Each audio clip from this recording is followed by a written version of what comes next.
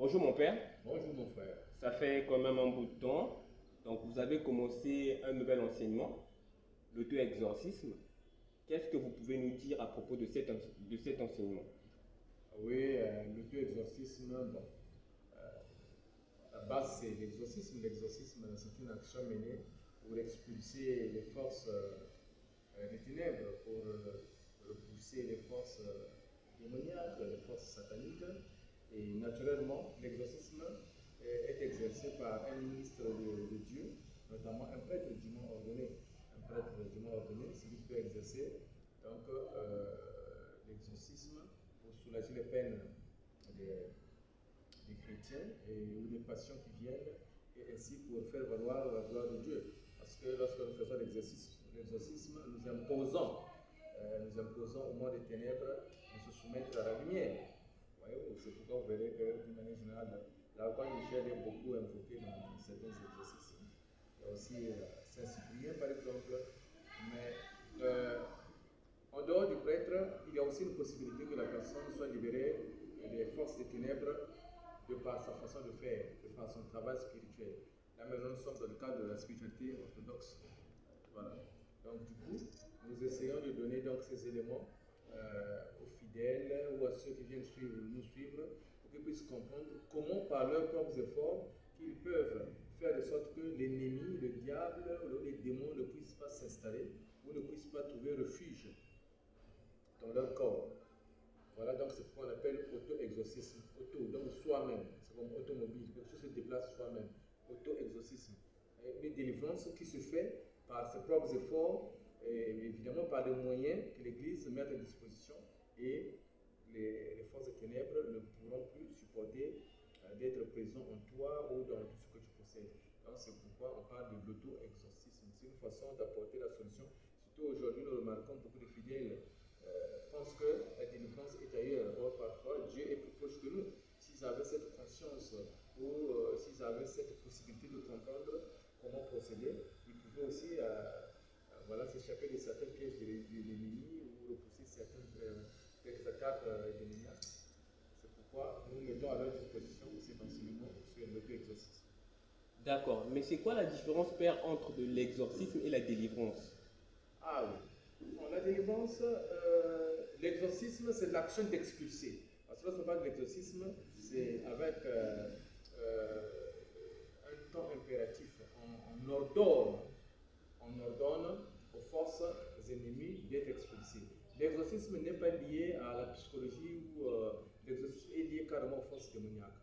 Donc, c'est le monde des ténèbres qui nuise à la personne. Alors, en ce moment-là, que ce soit une manifestation démoniaque du genre envoûtement, infestation, possession, tout cela, ce sont des manifestations du démon. Et le prêtre est là pour prononcer des prières afin de mettre hors d'état de nuire ces esprits. Alors, lorsqu'on parle de la délivrance, la personne peut être dans une situation, par exemple, psychologique aussi, qui fait qu'il soit lié, ou il peut être dans une situation. Donc, il y a beaucoup de paramètres qui peuvent intervenir. Parfois, ce n'est pas forcément les forces démoniaques. Et tu verras que c'est pour certaines personnes qu'on le fait rien que par l'enseignement, par l'écoute et par une certaine orientation. Vous voyez qu'au niveau psychologique, peut se passer un problème qui fera qu'il soit libéré d'un lien qu'il a traîné depuis longtemps. Moi, j'ai connu des cas comme ça. Par exemple, j'avais reçu une personne qui se disait qu'il était malade, atteint du sida, et automatiquement il commençait à maigrir. Il a même commencé à faire, parce qu'il aurait entendu que, bon, une de ses relations de l'époque, voilà, lui automatiquement, il sait. Voyez-vous, donc du coup, cette maladie n'a jamais été guérie, il n'a jamais été à l'hôpital pour faire les examens, et vous voyez que lorsqu'on l'a écouté, on a donné des conseils, et on lui a demandé, non, voilà ce qu'on va faire, on va faire les examens, et automatiquement la personne s'est libérée. Vous voyez. Donc la délivrance est liée à beaucoup de paramètres. Les paramètres qui ne sont pas forcément une intervention démoniaque directe.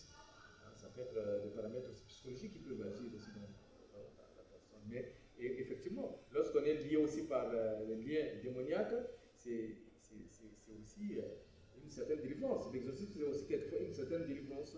Mais sauf que ça, c'est spécifiquement lié au démon des ténèbres. D'accord. Est-ce que vous pouvez nous dire les étapes pour faire l'auto-exorcisme? Oui, pour faire l'auto-exorcisme, en réalité, le schéma que l'Église propose aux fidèles, pour les véritables chrétiens orthodoxes, ils savent que le mercredi, le vendredi, ils doivent jeûner, ils ont des grands carêmes, ils ont tout ce schéma que les saints-pères ont laissé. C'est un schéma qui permet aux chrétiens de ne pas être un réceptacle du diable, c'est-à-dire de ne pas permettre que l'ennemi puisse prendre possession de ton corps ou puisse nuire facilement à ta vie.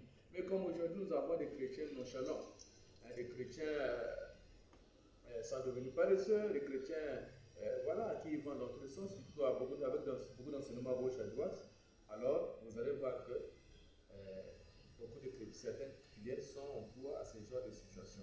Alors pour atteindre l'auto-exorcisme, c'est-à-dire que se délivrer soi-même par sa propre prière, il y a des étapes évidemment qu'il faut suivre. Il y a des étapes qu'il faut suivre. Premièrement, il faut cerner le problème, c'est-à-dire qu'il faut identifier quel est ton problème réel. Parce que certains disent que j'ai le blocage d'argent. Oui, tu as le blocage d'argent, mais sous quelle forme? Est-ce que tu ne touches pas l'argent? Est-ce que dès que tu as l'argent, les enfants sont malades? Donc il y a beaucoup de... Donc il faut cerner d'abord le problème. Quel est le problème que j'ai? Quel est le blocage que j'ai? Quel est le lien? Quelle est la situation réelle qui tourmente ma vie? Que je n'accepte pas. Parce qu'en réalité, lorsque tu vis et que tu n'acceptes pas la vie actuelle que tu as, ça veut dire qu'il y a un problème, il y a quelque chose qui ne va pas. Il y a un souci quelque part. En réalité, lorsque tu es dans le plan de ta vie, tu acceptes la vie que Dieu te donne telle qu'elle est. Mais si tu vis et que tu te sens toujours quelque chose qui manque, alors en ce moment-là, c'est déjà un indicateur qui peut te permettre de suspecter en ce moment-là. De suspecter qu'il a peut-être une force ennemie, peut-être une certaine influence. Donc il faut d'abord cerner le problème, identifier que c'est dans quel domaine où tu as une situation que tu n'acceptes pas.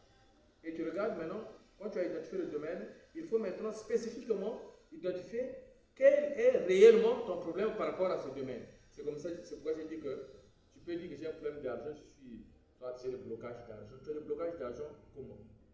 Est-ce que tu n'as pas d'activité pour gagner de l'argent? Est-ce que tu travailles mais que tu n'as pas gagné de l'argent? Est-ce que tu travailles et que dès que tu as de l'argent, les enfants sont malades?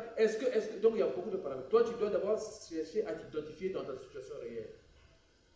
Lorsque tu arrives à identifier donc, ta situation réelle, en ce moment-là, tu fais la première analyse de cette situation. Est-ce que dans cette situation, il y a des éléments de faiblesse de ton côté, ou bien toi tu te prépares ou tu t'engages à être juste pour accomplir ta tâche, mais ça ne marche pas tout. Ça veut dire qu'il y a une force extérieure qui influence. Parce que le grand problème, c'est ça aussi. Il faut savoir, avant d'entamer l'auto-exorcisme, il faut d'abord déterminer si dans la situation qui est la tienne, si tu développes ou tu as développé toi-même des faiblesses. Il y a des cas comme ça. Je prends un exemple très simple. Quelqu'un peut se dire que non, moi, dès que j'ai l'argent, l'argent fini, n'arrive pas en 2 jours, 2 semaines, j'ai le salaire, en 2 semaines, une semaine, le salaire finit. Oui, il faut voir. Le salaire finit. Moi, je sais que j'ai un problème de salaire, j'ai l'argent, mais pourquoi ça finit? Tu regardes et dès que tu as le salaire, qu'est-ce que tu fais? Est-ce que tu vas avec les amis? Est-ce que tu vas dans les boîtes? Est-ce que tu vas voir les femmes? Donc il faut d'abord regarder. Si ce sont les mauvaises compagnies, c'est que si tu as des amis qui traînent avec toi et qui font que vous commencez à boire n'importe comment jusqu'à ce que l'argent va finir, en ce moment-là, tu as identifié une faiblesse en toi. Mais si tu dis que non, dès que j'ai l'argent, je viens, j'ai déjà fait mon planning, mais je ne sais pas ce qui se passe, je ne comprends jamais ce qui se passe, alors en ce moment-là, s'il n'y a pas un élément qui te prouve toi-même dans ta conscience que tu as une certaine faiblesse, alors en ce moment-là, tu peux voir qu'il y a donc une influence démoniaque qui est là. S'il y a une faiblesse personnelle qui est là, alors en ce moment-là, avant d'entamer donc le processus de l'auto-exorcisme ou de l'auto-délivrance, il faudrait donc trouver des moyens pour essayer d'annuler ou d'écarter les éléments de faiblesse que tu as. Le Seigneur est clair quand il dit que si ta main te fait tomber dans le péché, coupe-le. Donc il faut chercher à couper. Si c'est de mauvaise compagnie, alors commence à bâtir des stratégies. Comment faut-il faire pour que je puisse échapper à ces amis-là qui me traînent dans la boisson? Comment faut-il faire pour que je puisse échapper à ceux qui me traînent dans les dépenses? Donc tu crées une stratégie que tu vas proposer à Dieu. En ce moment-là, le Seigneur mettra sa main. Parfois, vous voyez que le mois suivant, tu deviens dans l'ordre. Mais si, quand tu essaies de regarder, tu te rends compte que malgré les efforts que je fais, malgré, mais je ne comprends toujours pas. Alors, dans ce moment-là, tu peux identifier ou soupçonner une force extérieure. Alors, qu'est-ce qu'il faut faire? La première des choses pour atteindre l'auto-exorcisme, parce qu'en ce moment-là, c'est toi-même qui vas t'aider pour l'exorcisme. Je ne suis pas le prêtre qui prononce les prières pour toi, mais c'est toi-même qui veux faire que tu puisses atteindre cette dimension de rupture avec les forces ennemies. Alors, que faut-il faire? Il faut commencer par ce qu'on appelle la grande purification.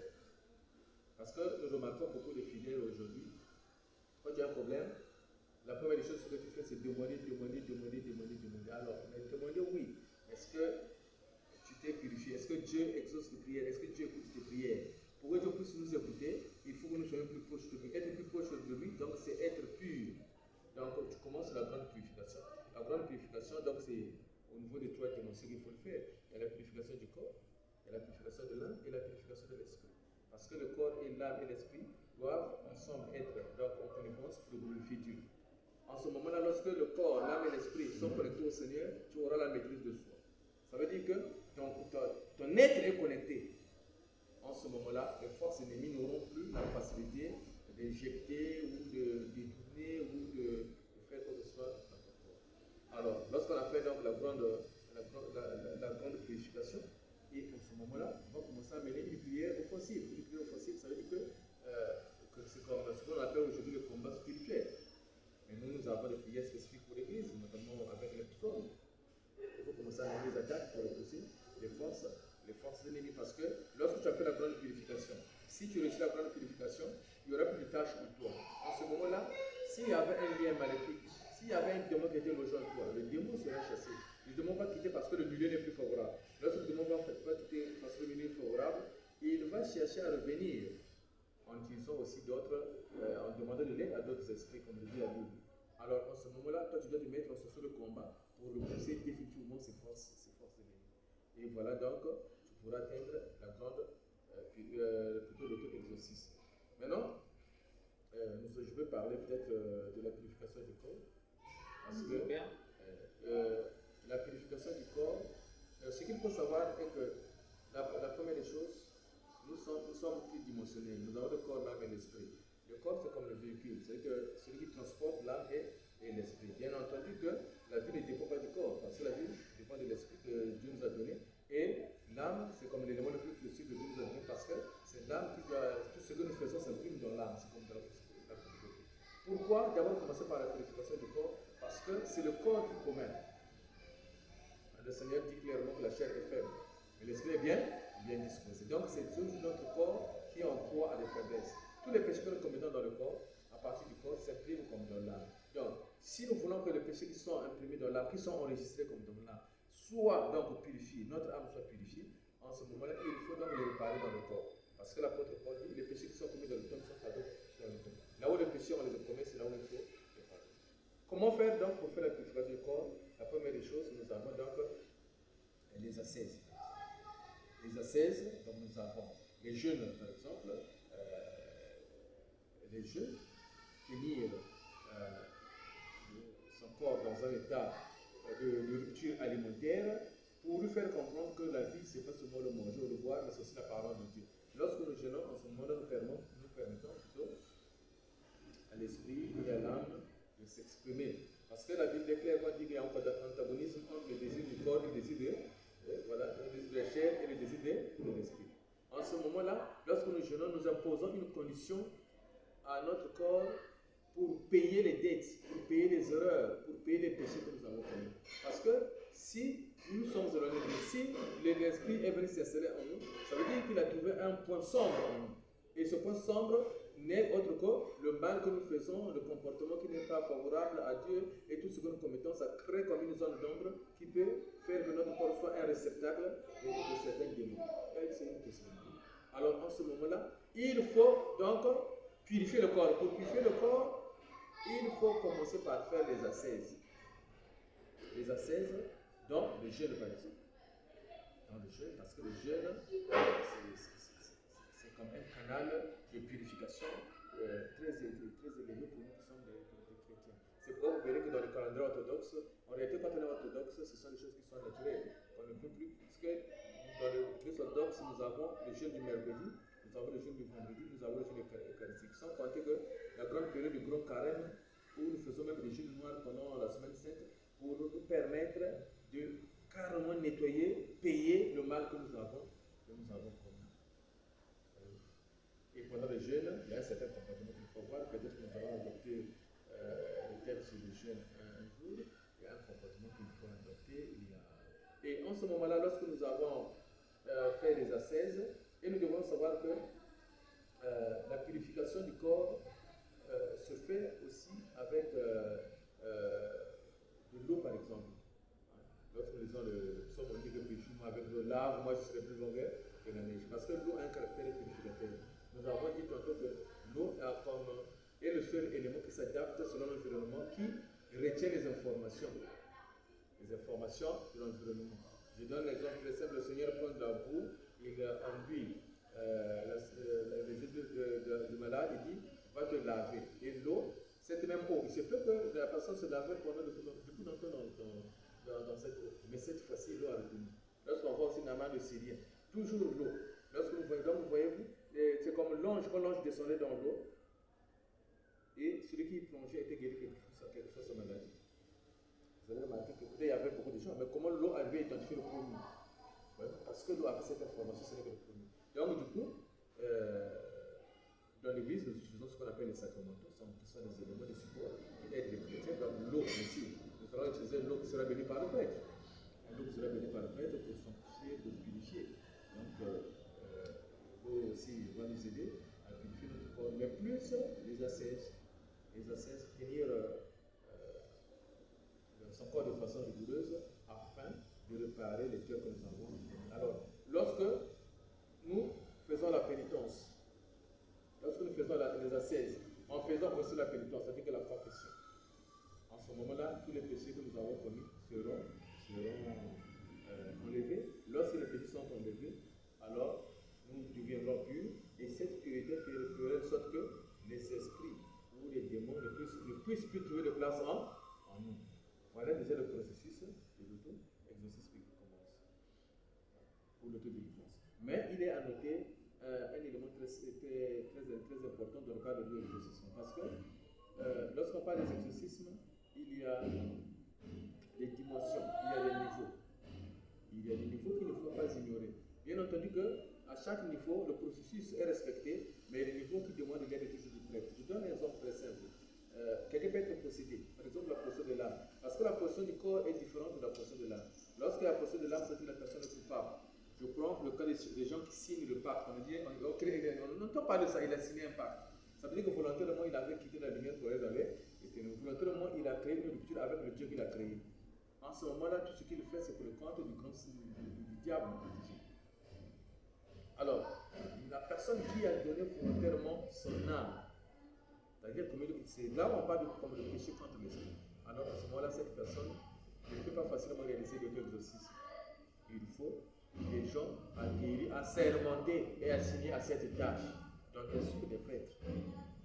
C'est ça qui fait la force de l'Église. La force de la prêtrise, c'est ça. Parce qu'on a le sacerdoce ministériel. Lorsque vous avez le sacerdoce ministériel, alors vous pouvez opérer. Vous pouvez opérer dans le champ de Dieu. Donc, du coup, il faut donc faire attention avec l'auto-exorcisme pour quelqu'un qui avait signé un pacte. Par exemple, tu as contacté un esprit inférieur, par exemple une sirène, tu as une sirène, alors facilement toi-même tu ne peux pas te détacher. Il faudrait carrément. Mais si c'est les petits liens que nous voyons, les liens de famille, les liens de et les liens que nous subissons, où nous sommes victimes, c'est là où c'est plus facile à se libérer parce que tu n'as pas engagé une relation, tu n'as pas un engagement personnel avec ces esprits inférieurs. En ce moment-là, tu as la possibilité donc d'atteindre l'autodélivrance et l'auto-exorcisme en suivant le processus que nous sommes en train d'appliquer. C'est pourquoi, dans tous les cas, nous attendons recevoir, lorsque nous recevons les gens, nous faisons toujours des efforts pour les écouter et ainsi pour comprendre ce qu'ils ont comme souci. Ainsi, nous pouvons facilement les orienter. Mais néanmoins, lorsque nous faisons enseignements, nous avons remarqué dans le cadre de nos enseignements sur l'auto-exorcisme, il y a des gens qui viennent nous voir pour montrer un problème spécifique. Et c'est là où on leur dit, non, pour ce cas-là, il faut carrément que tu passes à l'exorcisme. Avec le prêtre. Bien entendu, il faudrait, c'est toujours important. Parce que, vous savez, même dans le cas de l'exorcisme, de la délivrance, c'est toujours très important. Pourquoi on confesse? Pourquoi la confession dans l'église? Oui. Même si le diable a utilisé d'autres églises pour distraire le peuple de Dieu, faire comprendre qu'on ne peut pas se confesser si devant un homme, c'est grave. Hein? Oui, même la nature dit qu'une fois d'avouer à moitié, pardon. Donc, par le fait déjà que tu dis, tu dénonces le diable, même si toi-même qui l'as contacté, quand tu vas déjà le dire à un prêtre, c'est déjà une trahison. Le diable s'affaiblit déjà. Et le prêtre, quand il va opérer, il a aussi, puisque tu connais la cible, il a identifié le mal. C'est pourquoi le prêtre qui va opérer a une facilité. Bon, il n'est pas dit que quand la personne ne se confesse pas, on peut le faire. Non, on peut le faire. Mais sauf que quand la personne parle, explique, il y a une certaine facilité. Je donne un exemple très simple. Une personne amène un enfant auprès du Seigneur. Il dit, mais mon Seigneur, cet enfant-là est tourmenté par un esprit, parfois l'esprit le jette au feu, parfois pour l'étrangler. Et je l'ai amené à ses disciples, ils n'ont pas vu. Le Seigneur dit, depuis combien de temps l'enfant-là est malade? Donc Jésus ne savait pas que l'enfant-là, l'âge de l'enfant, pourquoi il avait demandé. C'est pour nous montrer, nous les exorcistes, nous savons que quand la personne dit, dans le monde des ténèbres, on appelle ça, c'est un contrat maléfique, ça s'appelle un parachute, ça veut dire qu'il est très là-bas. Donc c'est une question qu'on peut le sauver. En ce moment-là, il a faibli parce qu'il a dévoilé. Donc ça aussi c'est un thème que nous pourrons développer un peu plus tard. Donc prochainement, nous allons donc continuer avec la purification de l'âme, que nous allons détailler. C'est très important parce qu'aujourd'hui, il y a beaucoup d'enseignements qui tendent à dérouter le peuple de Dieu, alors que si nous pouvons le suivre tel que l'Église nous a enseigné, on pouvait s'en sortir. Donc voilà, merci beaucoup. Merci beaucoup, mon père. Je voulais juste que vous donniez vos coordonnées téléphoniques et l'adresse de l'église. Oui, je suis l'archiprêtre Emmanuel Mendiala. Le coordonnée téléphonique c'est 505 526 43 97. L'église au Congo, à Brazzaville plutôt. L'église est au château d'eau 15 rue Maravais-Faustin. Donc ceux qui veulent nous contacter, ils peuvent toujours, ceux qui supposent qu'on peut les aider. L'église est ouverte pour tout le monde. Et voilà. D'accord. Merci mon père. Père bénissez. Sois béni.